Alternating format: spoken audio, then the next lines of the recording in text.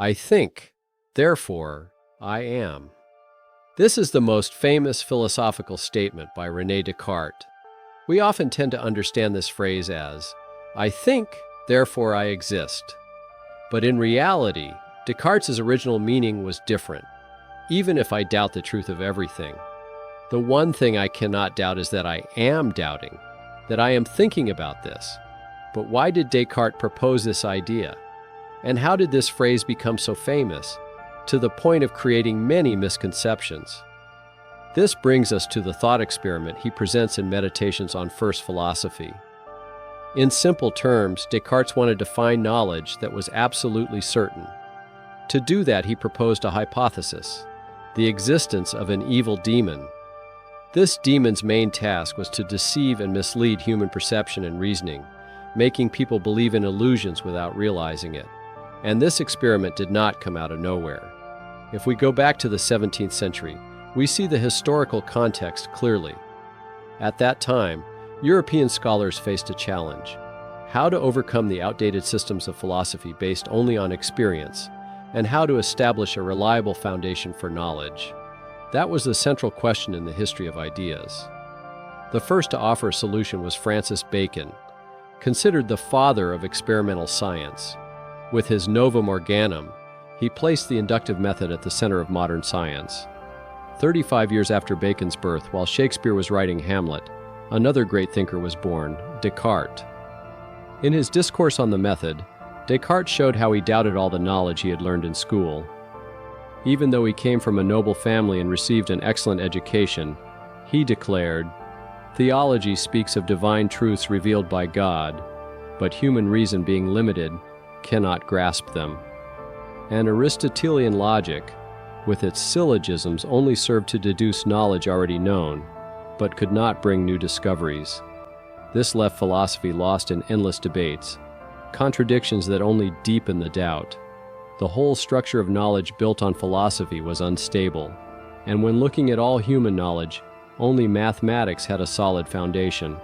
But humanity had not managed to build a vast edifice of knowledge upon it.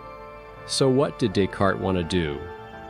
In his Meditations, right at the beginning, he explained, for a long time, since childhood, he had accepted as truth many false opinions, and based on unreliable principles, built fragile ideas.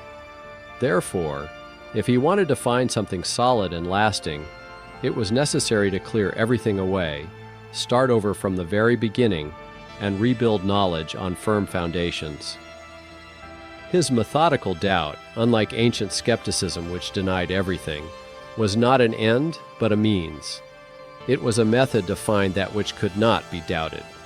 To avoid error, he argued, the philosopher must doubt everything that can be doubted. The senses sometimes deceive us. Even mathematicians make mistakes, and we can never be absolutely sure if we are awake or dreaming. Descartes himself loved to sleep late, because he was often ill, and he dreamed a lot. He told that many times he dreamed of reading by the fireplace, but when he woke up, he found himself lying in bed. So he decided to assume that everything entering his mind could be as illusory as a dream. But then he realized, when I think, when I doubt, there must be an I that is doing it. From this came the principle, cogito, ergo sum. I think, therefore I am. It is a truth so pure and secure that not even the most radical doubt can destroy it. And so, he accepted it as the first principle of philosophy.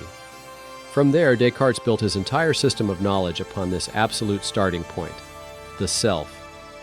This first principle was not the end, but the beginning. His philosophy was no longer based on sensory experience, nor on deduction from prior knowledge, but on an act of thought.